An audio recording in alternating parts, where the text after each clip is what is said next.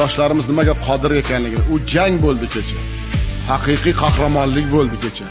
Millatimizni nimaga qodir ekanligini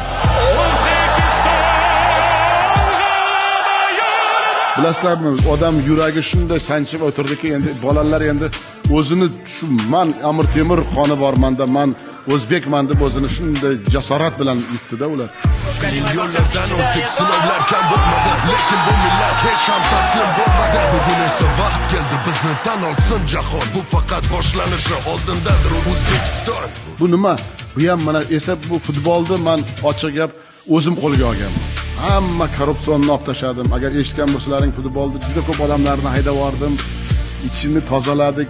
Yosh bolalarda haligi tanish bilish bo'lmagan haqiqiy jaylari bolalar ular.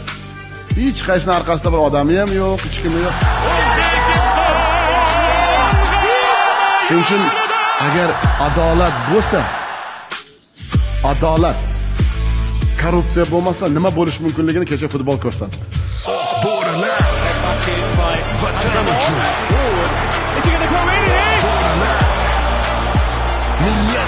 What a moment!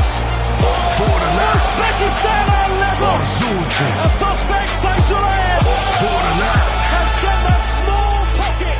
G'alaba sari